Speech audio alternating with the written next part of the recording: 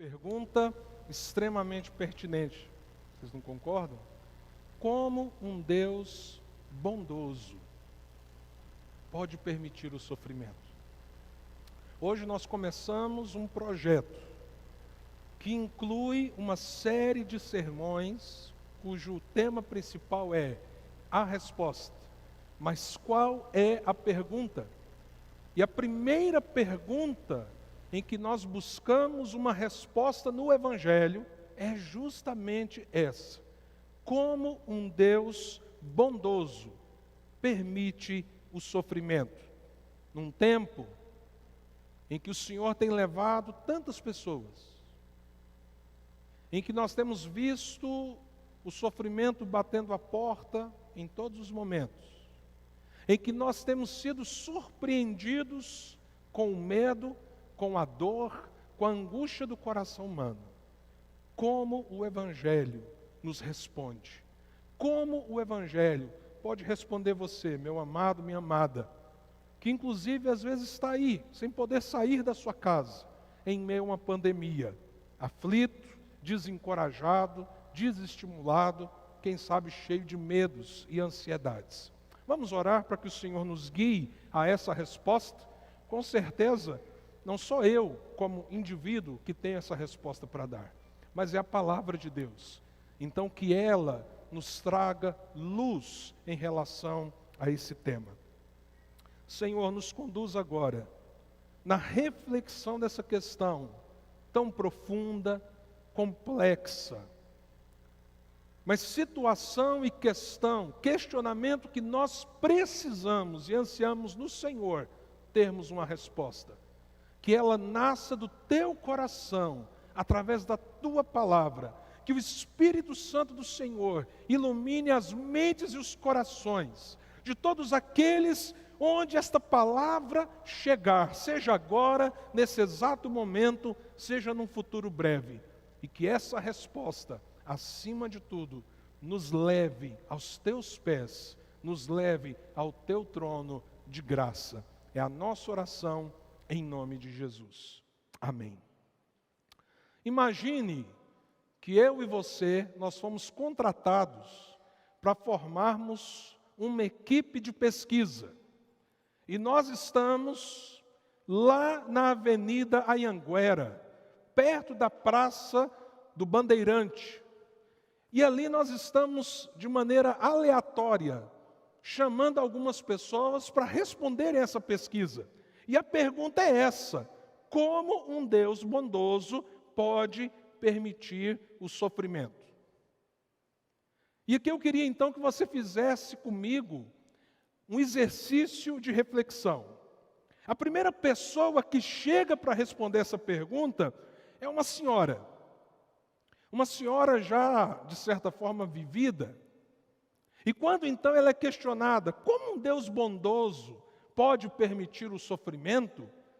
Ela vira e fala: oh, que bom que você está me fazendo essa pergunta, porque eu sou uma pessoa muito religiosa. Eu já passei por 3 igrejas e movimentos religiosos diferentes. Hoje eu sou uma evangélica. Eu quero te dar a minha resposta, como eu penso. Primeiro, essa questão não tem a ver com Deus. Deus não é culpado de nenhum sofrimento. A culpa do sofrimento é o pecado das pessoas. Uma vez que as pessoas erram e pecam, elas sofrem. É isso que traz o sofrimento. Mas aí, quem sabe, você questiona essa senhora tão religiosa. Mas espera aí, e o que a gente pode fazer então? O que a gente faz uma vez que o problema não está em Deus? Deus é bom. O problema é o fato de que eu cometo erros e pecados. Provavelmente a resposta que você ouviria seria: só você ser uma pessoa obediente, você tem que fazer as coisas certas. Faça as coisas certas. Obedeça. Não erre mais. E você vai ver que o sofrimento vai acabar da sua vida. Você vai ser uma pessoa feliz. As coisas boas vão começar a acontecer. Tá, mas e qual o resultado que a senhora acha que isso vai produzir? Aí você vai ter a bênção de Deus. Em síntese, Deus é bom, quem é ruim é você, então para de fazer coisa errada, que se você fizer as coisas certas, o sofrimento cessa, porque Deus abençoa todo mundo que é obediente, e assim então você pode ter esperança. Mas aí de repente, alguém da equipe parou uma outra pessoa, perfil muito diferente daquela senhora. É um cara de aproximadamente 35 anos. Ele é bem tatuado. E ele se identifica como um amante das artes marciais. Ele é um lutador de Muay Thai. E alguém da equipe lhe pergunta: e para você, como pode existir um Deus bondoso, já que tem tanto sofrimento no mundo, já que as pessoas sofrem tanto? Aí ele diz: olha, o Muay Thai é uma arte que tem a base lá na Tailândia. Então, para eu ser um bom lutador, eu passei muito tempo na Tailândia. E lá, então, eu pude descobrir as coisas de uma maneira diferente. Essa ideia que a gente tem aqui no Brasil, no mundo ocidental, de um Deus pessoal, de um Deus que se relaciona com a gente, é uma ideia errada. Na verdade, eu nem sei se existe um Deus, existe algo transcendente que envolve todos nós, uma força, uma energia. E aí você pergunta: pois bem, então, nesse caso, a questão não é se Deus é bom ou mal, porque, inclusive, se a gente chamar isso que você está dizendo de Deus, a gente poderia dizer que Ele não tem moral, não tem sentimentos, não tem escolhas e assim por diante. Então, como é que a gente faz com o sofrimento? Não, mas você não entendeu. O sofrimento é uma ilusão humana. É uma ilusão humana. O que você tem é que transcender o sofrimento. Você tem que ir além do sofrimento. Mas como é que eu faço isso? O que eu tenho que fazer? É simples. Você precisa desapegar-se de tudo que é material. Inclusive nas minhas meditações, antes das lutas, eu tento dizer para o meu próprio corpo: a dor é uma ilusão. E com isso eu consigo fazer coisas fantásticas, porque eu não sinto o sofrimento da dor. E o que vai acontecer se a gente insistir nesse caminho em torno do sofrimento? Aquele lutador te diria, depois de pegar toda essa essência das culturas orientais, tão antigas, tão tradicionais, ele diria assim para você: se você se desapegar das coisas, se você entender que o sofrimento é uma ilusão, você será cada vez mais uma pessoa iluminada. É isso que vai acontecer. Mas aí, de repente, alguém da equipe traz um senhor. Esse senhor parece um pouco excêntrico. Ele tem uma corrente de umas 15 gramas de ouro pendurada no pescoço. A fivela do cinto dele é desse tamanho. A roupa dele é toda colorida. E alguém vira para ele e fala assim: como um Deus bondoso pode permitir o sofrimento? E aquele senhor tão diferente, uma figura meio exótica, ele vira e diz assim: se Deus é bom ou não, eu não sei. Eu só sei uma coisa: quem nasceu para ser lagartixa, vai ser lagartixa. Quem nasceu para ser jacaré, vai ser jacaré. A grande verdade é: uns nasceram para sofrer e outros nasceram para brilhar. Eu acho que eu nasci para brilhar, diz esse senhor. E alguém então pergunta para ele: mas então o que as pessoas fazem? Já que você está dizendo que tudo é uma questão de destino. Destino. Ele provavelmente diria para você: você tem que segurar as pontas. Tenta fazer o melhor dentro daquilo que o destino te oferece. O último personagem nosso, dessa pesquisa que eu e você começamos a fazer ali na Avenida Anhanguera, perto da Praça do Bandeirante, é um universitário. Um menino muito jovem. E a gente pergunta para ele, como um Deus bondoso pode permitir o sofrimento? E ele vira para a gente e diz assim, eu não acredito nisso aí não. Velho, para ser honesto, não acredito que tem esse Deus por trás disso. Mas então o que você acredita? Para mim, a vida rola, a vida acontece. As coisas vão acontecendo. Não tem essa parada de destino, de força por trás, de propósito atrás das coisas. Eu até acreditava nisso quando eu estudei numa escola, como é que é o nome dela? Lá no IP. Minha família até foi umas vezes na igreja presbiteriana. Mas depois que eu abri a mente, que eu saí do sistema, que eu me libertei de tudo quanto é coisa assim, cara, você tem que entender que você tem que ser feliz, você tem que viver a vida. Mas e aí como que você vai lidar com o sofrimento? Ou você nunca sofre? Procura ferramenta. Procura quem te ajude. Vai fazer um yoga. Vai no terapeuta. Se for necessário, toma remédio. O importante é você ser feliz, é você achar uma solução para você parar de sofrer e ser feliz. E aí talvez a gente poderia perguntar para ele, mas o que você espera que aconteça como resultado dessa visão das coisas? E ele provavelmente ia responder, se todo mundo tocasse sua vida e entendesse que ninguém tem a ver com a vida de ninguém, você quer saber?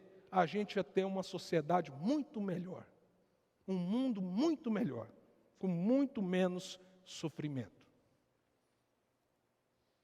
Uma visão religiosa, uma visão espiritualista, uma visão fatalista, uma visão secularizada a respeito do sofrimento.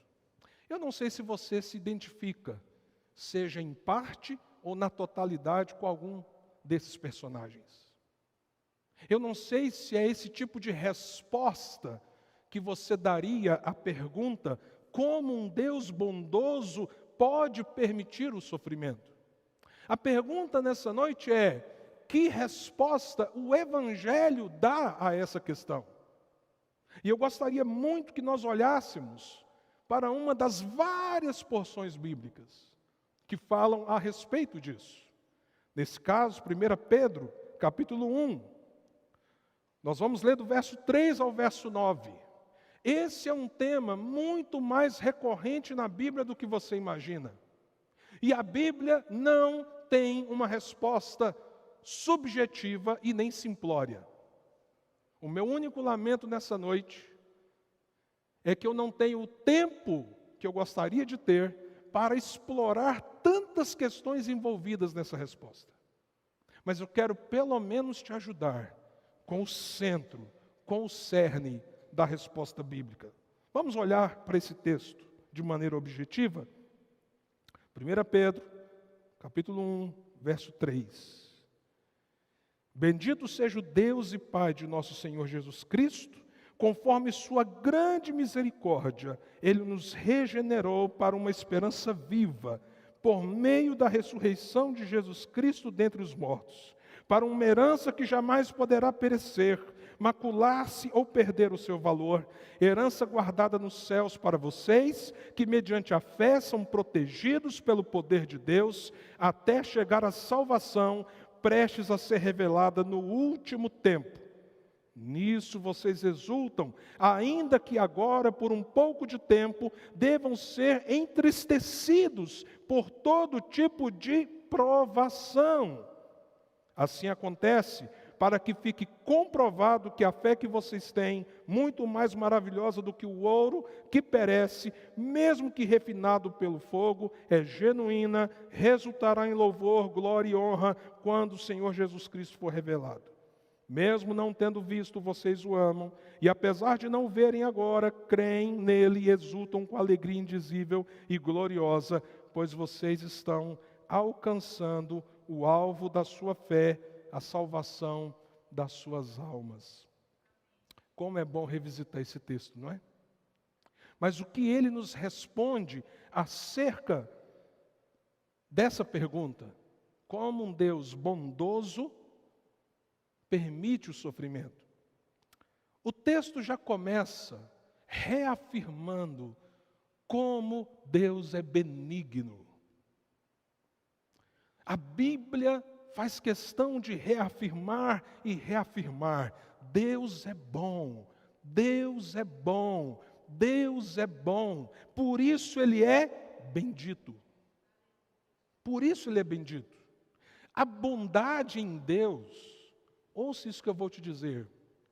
A bondade em Deus não é apenas uma característica. A bondade em Deus é parte de quem Ele é parte da essência dEle. E isso envolve algumas coisas muito importantes. Por ser bom, Deus é misericordioso. Por ser bom, Deus é um Deus de amor. Você se lembra também? A Bíblia diz que Ele é amor, não diz que Ele simplesmente tem amor. E por ser um Deus amoroso, Ele é bom. Mas dentro da sua bondade, talvez a palavra que nos deixe mais claro o fato de que Ele é bom, mesmo diante de tanto sofrimento no mundo, é a palavra graça. Graça. Ele é um Deus gracioso. Ele é bom porque Ele se move na direção de fazer, de agir, de intervir, mesmo que aqueles que estão recebendo o seu socorro, aqueles que estão recebendo o seu auxílio, aqueles que estão recebendo o seu favor, em nada sejam merecedores disso, porque é justamente isso que é graça. E se você quer entender como existe um Deus bom num mundo de tanto sofrimento, você precisa entender o cerne do Evangelho, o que é a graça de Deus. E o que isso significa para você e para o mundo. Eu gostaria então de linkar essa resposta em torno da graça a partir de 4 princípios acerca do sofrimento e da bondade de Deus, que eu gostaria que você guardasse eles no seu coração. O primeiro, a graça, ela revela um Deus bondoso, porque Ele é um Deus que age e intervém. Veja o que diz a palavra de Deus no verso 3: Bendito seja o Deus e Pai de nosso Senhor Jesus Cristo, conforme a sua grande misericórdia, Ele nos regenerou. A palavra regeneração, ela é muito importante nas Escrituras. Você só regenera aquilo que se corrompeu. Você só regenera aquilo que se perdeu, que se estragou. Então, quando a Bíblia diz que Deus é bendito, porque em Jesus Ele teve misericórdia e nos regenerou, do que a Escritura está dizendo? Está dizendo que o Deus que nos fez, a sua imagem e semelhança, esse Deus agiu apesar da nossa rebelião. Há então 2 coisas que nós precisamos ter em mente, se nós queremos entender a existência ao mesmo tempo de um Deus tão bom e do outro lado de tanta dor, de tanto sofrimento. Deus criou um mundo bom, mas esse mundo se corrompeu, se perdeu, e não foi apenas em parte. A entrada da queda, do pecado, na história humana, criou um profundo abismo entre o Criador e a criatura, entre o Deus bom e aqueles que foram criados à sua imagem e semelhança. E sabe por quê? Porque Deus é plenamente bom. E agora, nós, a humanidade, nos tornamos a partir do nosso Pai original, do mediador nosso na relação com Deus, nós nos tornamos maus. Não há uma área na minha vida ou na sua que a iniquidade, a corrupção, o pecado não tenha entrado. Não há um canto nesse planeta e no cosmos em que não haja uma perda da harmonia. E isso acontece porque o pecado tem esse efeito devastador, corruptor, destruidor, de nos alijar, de nos separar, de nos lançar para longe desse Deus bom. Mas o que o texto diz?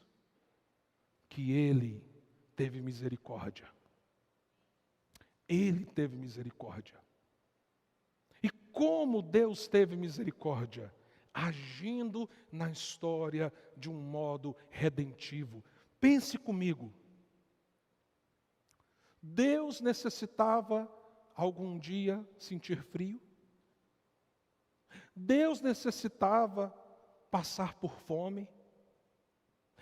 Deus em algum momento precisava passar pela experiência de um sol escaldante no deserto? Em algum momento Deus necessitava sentir rejeição e amargura, ódio contra Ele estampado no olhar? Em algum momento, Deus precisava, necessitava permitir-se a tortura? Pois bem, a redenção significa Deus se fazendo homem. Deus se encarnando, Deus vindo habitar no nosso meio em Cristo Jesus, porque Cristo é Deus, Deus Filho, e o Pai o enviou, e Ele veio a esse mundo. Isso não é uma ilusão, isso não é um mito, isso é um fato histórico. Ele foi colocado num coxo como berço. Ele viveu numa das regiões mais pobres e miseráveis desse mundo. Ele passou pelas experiências mais dramáticas da dor e do sofrimento. E Ele encarou, Ele lançou sobre si mesmo o sofrimento de uma cruz e da morte. É por isso que 720 anos antes, Isaías descreveu o que seria para Deus pagar o preço da nossa redenção. Lá em Isaías 53, a palavra de Deus nos diz assim, alguns dos versos que falam desse sofrimento que Ele joga sobre si mesmo, para que você e eu pudéssemos ser redimidos, perdoados, salvos, alcançados. Por exemplo, verso 4 de Isaías 53, certamente Ele tomou sobre si as nossas enfermidades e sobre si levou as nossas doenças. Contudo, nós o consideramos castigado por Deus afligido e atingido, mas Ele, Senhor Jesus, o Emanuel, Deus conosco, mas Ele foi transpassado por causa das nossas transgressões, foi esmagado por causa de nossas iniquidades, o castigo que nos trouxe a paz estava sobre Ele, e pelas suas feridas fomos curados. Porque um cristão genuíno e verdadeiro sabe que Deus é bom em um mundo de sofrimento, porque ele sabe que o próprio Deus se entregou à dor e ao sofrimento para alcançá-lo, salvá-lo, redimi-lo. Então isso revela a bondade de Deus num mundo em sofrimento, um mundo caído, um mundo distante dEle, um mundo em rebelião contra Ele, mas que Ele vem ao seu encontro em Cristo lançando sobre si mesmo o sofrimento. Ainda Isaías 53, verso 10. Contudo, foi da vontade do Senhor, do Pai, esmagá-lo e fazê-lo sofrer. Preste atenção nessa frase. Deus é masoquista? Você acha que Deus gosta do sofrimento em si? Uma outra pergunta. Você acha que o Pai ama em que intensidade o Filho? Qual é a intensidade que Deus Pai ama Deus Filho?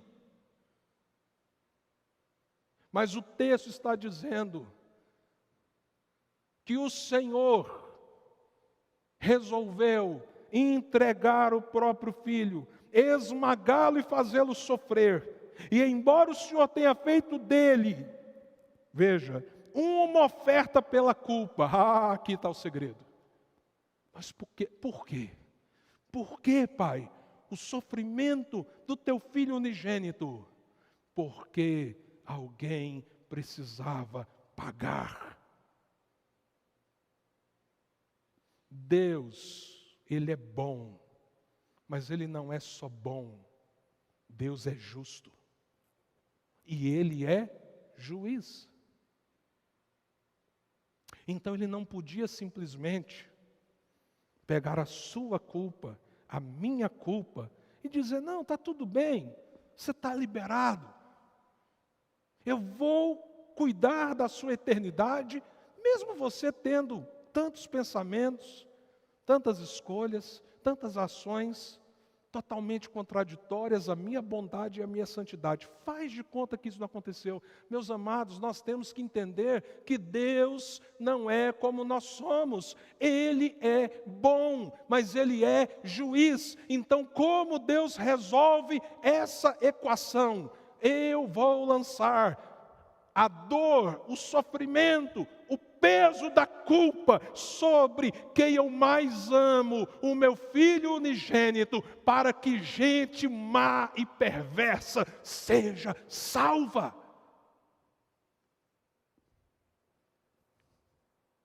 Talvez você que está me vendo e ouvindo, não creia nisso, mas você deveria ponderar o que a fé cristã, o que o Evangelho diz. Porque se a sua história é essa, alguém que não é tão bom como parece ser, e a história de Deus é essa, de alguém que por amor se moveu a esse mundo, para trazer sobre o Filho dele o castigo que te traz a paz, para que ao esmagar o Filho você fosse perdoado, então você poderá entender que Deus amoroso é esse, bom e perfeito.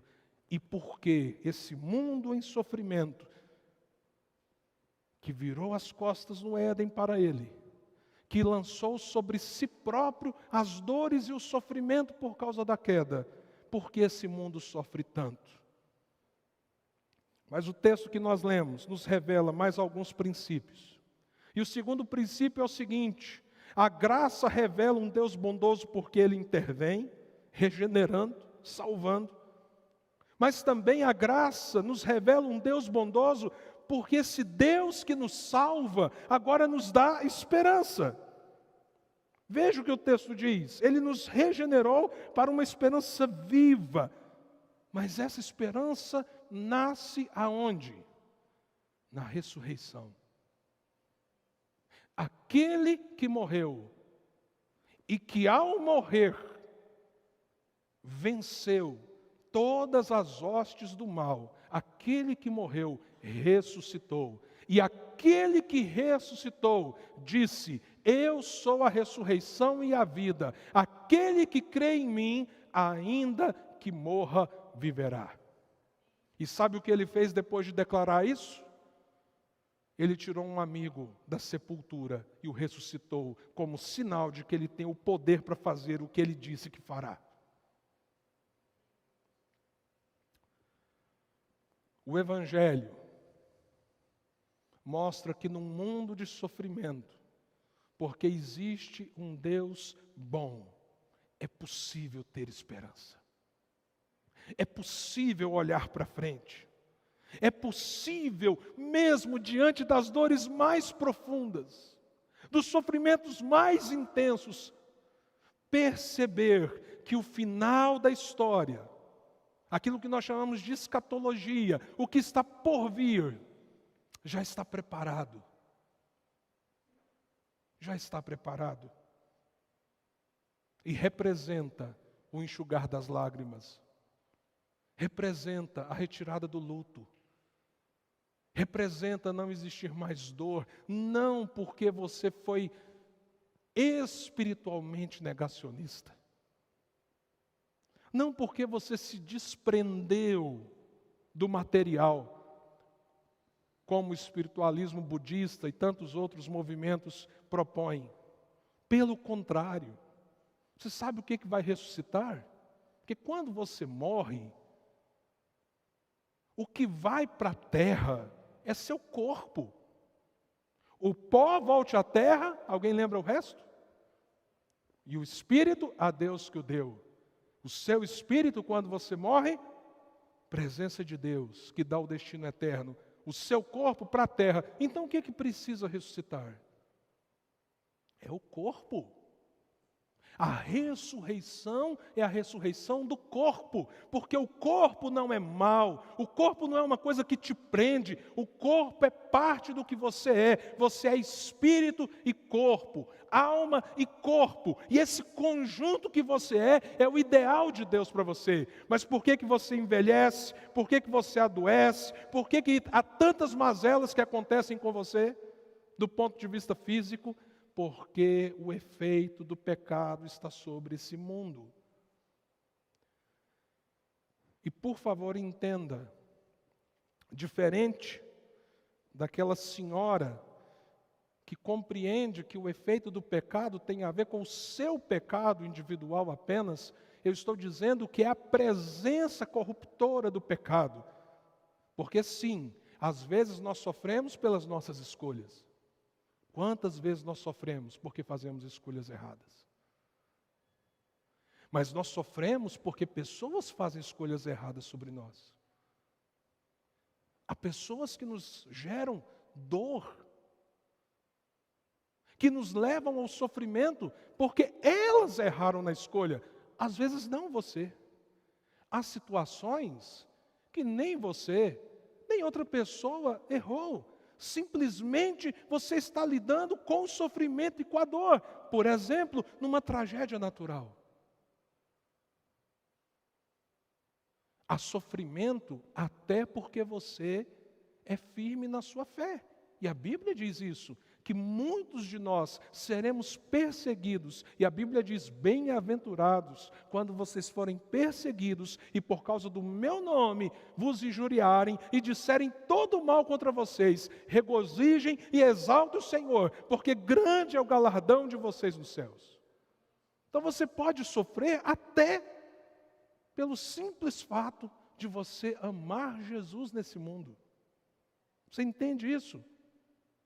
Então, nós não sofremos apenas pelo nosso pecado pessoal, mas nós sofremos pelo pecado dos outros e pela presença do pecado num mundo corrupto e esmagado pela presença do mal. Mas nesse mundo existe esperança. Por quê? Porque Deus interviu, e o Deus que interviu disse que um dia Ele haverá de trazer ressurreição àqueles que estão no seu nome, e Ele haverá de julgar a todos. Então, se há injustiça nesse mundo, e se você vê muita injustiça acontecendo, e parece que as pessoas são injustas e más, e nada acontece com elas, tenha consciência disso, tenha esperança no seu coração. Um dia, todo mal será julgado. E aqueles que estão em Cristo, apesar dos males que cometeram, serão julgados também, porém, serão absolvidos, porque sobre eles está o sacrifício de Jesus, o perdão de Jesus, o sangue de Jesus, que os tornou justos diante do Pai. Um terceiro princípio de como o Evangelho responde a essa questão do Deus bom num mundo em sofrimento. E sempre a partir da graça de Deus. É que além dela revelar o Deus que intervém, o Deus que nos dá esperança, ela nos revela também um Deus bondoso, porque Ele nos sustenta. Veja o verso 5. Vamos voltar um instante. O texto fala de herança no verso 4, que há uma herança. Então nós temos esperança, há uma herança em Cristo reservada. E aí o texto continua: herança guardada nos céus para vocês, que mediante a fé, quando que a fé é exercida? Aqui. Preste atenção numa coisa que eu vou dizer para você. Você vai precisar de fé na eternidade? O que você acha? Não. Sabe por que você não precisará de fé na eternidade? Porque a fé tem a ver com aquilo que a gente espera, ou aquilo que aconteceu no passado e a gente não viu. Não é essa a definição de Hebreus capítulo 1, verso 1? Então, quando nós estivermos diante do Senhor, e que todas as promessas estiverem sido cumpridas em nós, e nós estivermos na eternidade, nós não temos que exercer fé, porque tudo aquilo que nós tivemos que crer será então a realidade. Mas enquanto a gente não recebe essa herança que está guardada, o texto diz que mediante a fé são protegidos pelo poder de Deus até chegar à salvação prestes a ser revelada no último tempo. Então preste atenção nisso. Nos momentos de sofrimento, se você está em Cristo Jesus, se você entendeu a graça de Deus, se você abraçou a graça de Deus sobre você, naqueles momentos mais negros, que só você e Deus sabe a dor que você está vivendo, saiba disso. Deus não está ausente. Deus não está ausente. Na verdade, talvez de um modo com que você não esteja percebendo, por causa da sua finitude, por causa da sua limitação, talvez você não perceba, mas Ele está ali.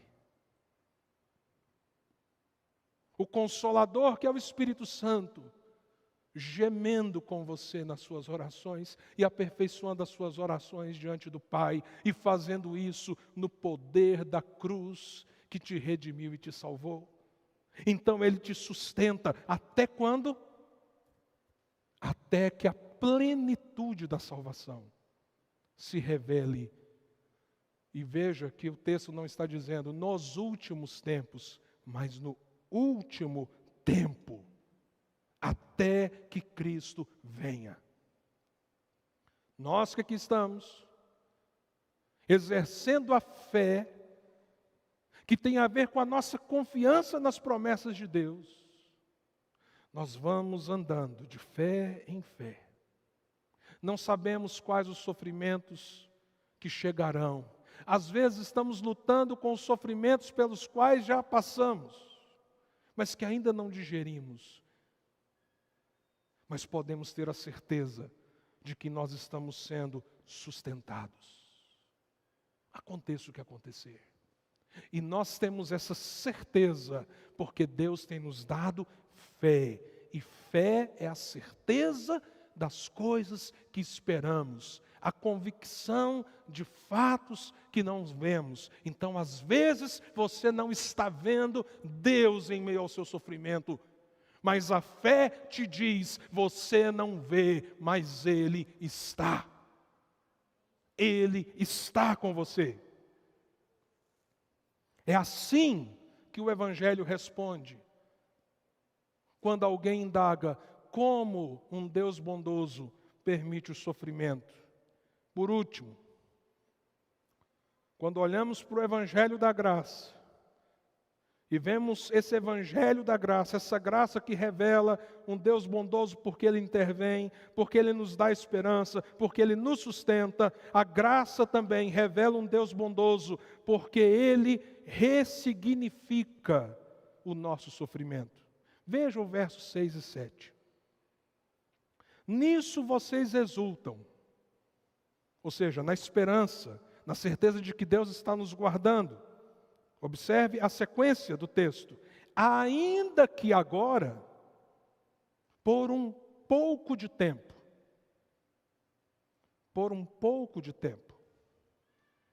pense nisso.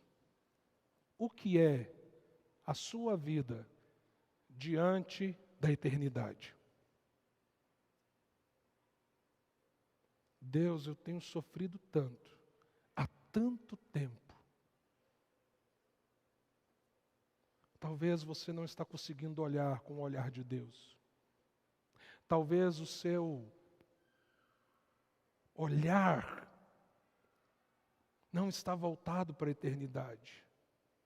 Porque mesmo que uma pessoa sofresse por anos e anos, como algumas pessoas sofrem, se elas estão em Cristo, o consolo é eterno, o alívio é eterno, a bênção é eterna, a comunhão é eterna. Nisso vocês exultam, ainda que agora, por um pouco de tempo, devam ser entristecidos por todo tipo de provação. Por todo tipo de provação. Minha querida religiosa, você sabe por que a sua visão, que diz assim, faça as coisas certas e você não vai sofrer, ela não é bíblica? Por mais que ela pareça coerente. Ela não passa de legalismo, porque tem gente obediente que sofre. Tem gente muito mais fiel que eu e você, padecendo coisas, inclusive em nome do Senhor. Então essa equação não funciona. Podemos sim ser afligidos por vários tipos de provações. E nem sempre será porque há infidelidade em alguma área. Por isso nós temos que ser muito cautelosos.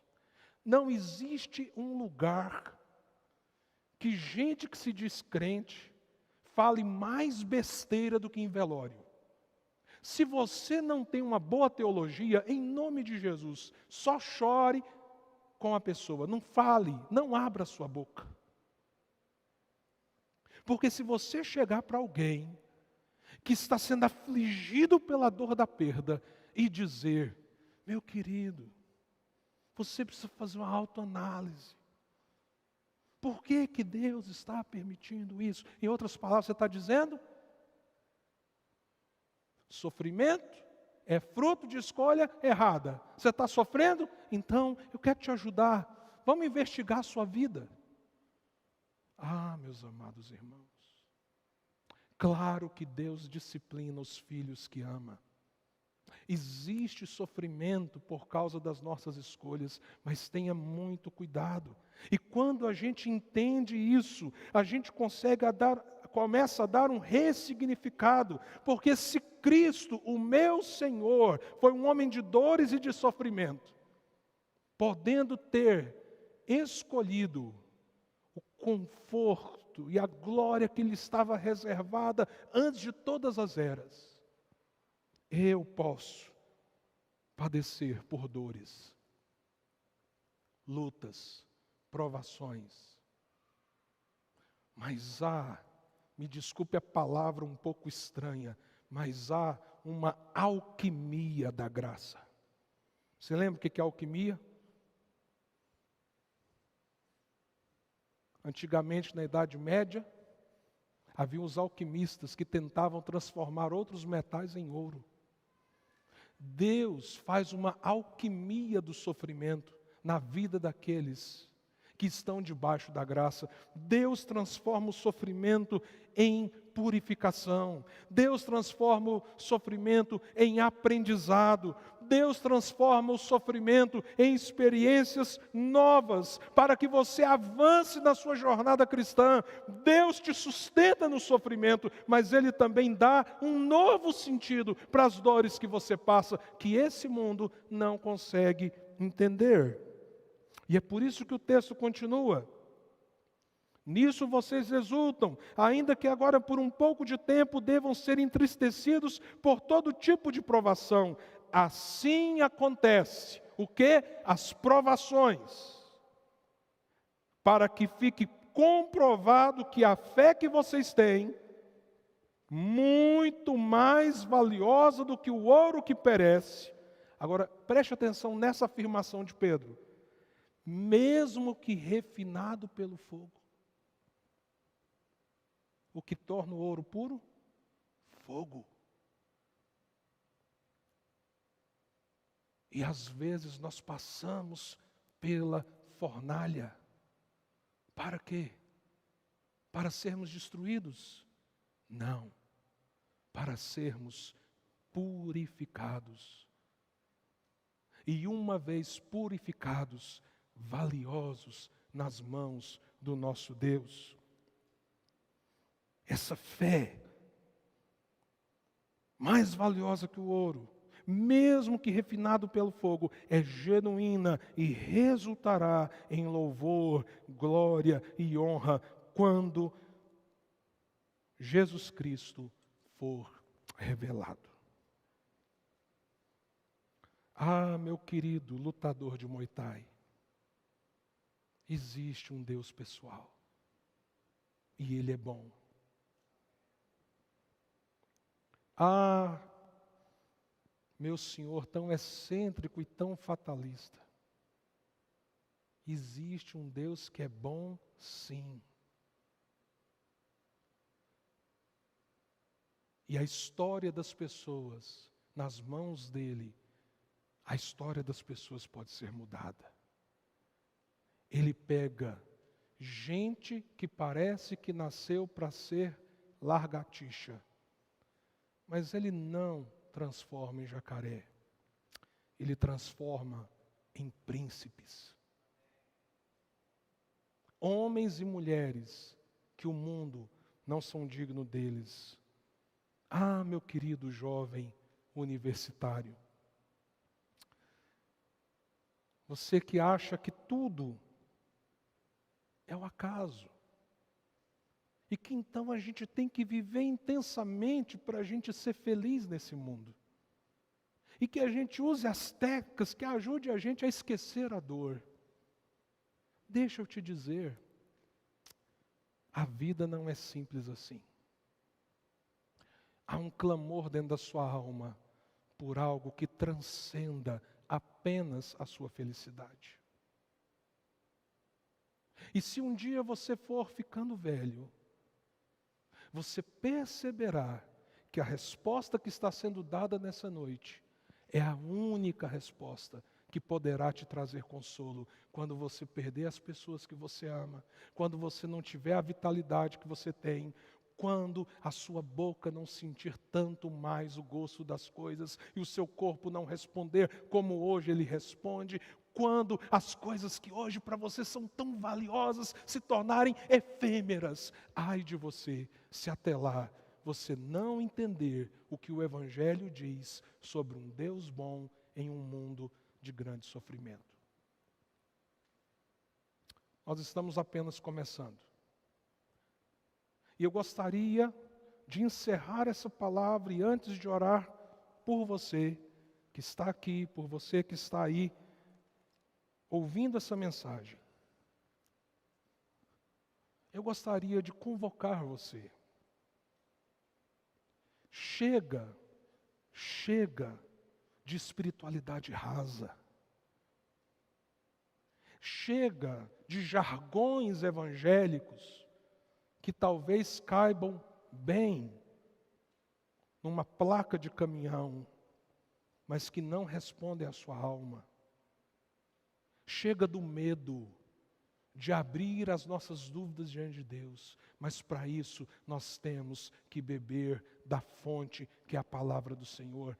Para isso, nós precisamos ter a coragem de investir no nosso crescimento espiritual. A partir de hoje, todos os dias, está sendo lançado no aplicativo Igreja Luz uma devocional de um grande autor cristão. Hoje, por exemplo, é uma devocional de Gênesis 1:1, de John Stott. Amanhã você terá outra, e assim até o final desse mês. Nós vamos ler, estamos chamando toda a igreja e os amigos que estão se aproximando do Evangelho para lerem conosco esse livro. Por que sou cristão? Do mesmo autor da devocional de hoje, o renomado John Stott, que faleceu em 2011, se estivesse vivo estaria fazendo 100 anos agora em 2021. É um livro de apenas 140 páginas. Mas que nos ajuda numa coisa que Paulo disse que era uma preocupação dele com ele mesmo. Eu procuro dar a razão da minha fé. Você consegue dizer para você mesmo, primeiramente, e então compartilhar com o outro o porquê da sua fé? Esse livro vai ajudar muita gente. Meu clamor é que todas as famílias, e se você é solteiro, faça isso também, que você adquira o livro está lá ao fundo. Se você fez a reserva, o livro está garantido para você, mas nós pedimos alguns exemplares a mais, e comece a ler. E quando for quinta-feira, às 19h30, no canal da Igreja Luz no YouTube, nós vamos ter uma live especial em cima desse material aqui.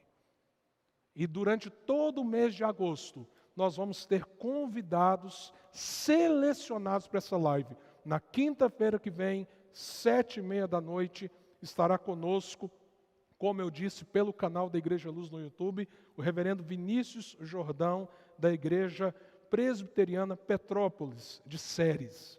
Um jovem pastor com muito conteúdo. Na verdade, eu convidei só gente mais nova que eu. Todos os convidados são mais jovens do que eu. Amém, irmãos? Tem gente boa aí pensando coisa boa para ajudar a revigorar a nossa fé. Então, quinta-feira, 19h30. Outra coisa, oração.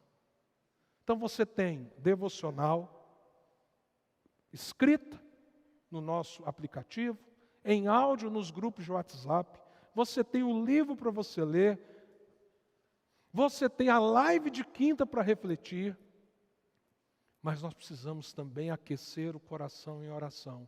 E amanhã, 19h30, como todas as segundas, haverá de acontecer durante esse tempo. Nós vamos ter um tempo de oração também de maneira online, pelo YouTube, pelo canal da igreja no YouTube. E amanhã, 19h30, eu quero convidar você a se conectar nesse tempo de oração, de louvor, de clamor pela fé sua e da sua família. Como pode existir um Deus bondoso num mundo de tão grande sofrimento? Nessa noite, você ouviu a resposta que o Evangelho da Graça dá a essa questão. Curva a sua cabeça e vamos orar.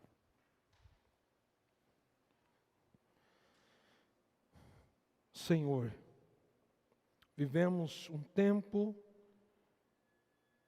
de profunda angústia e sofrimento.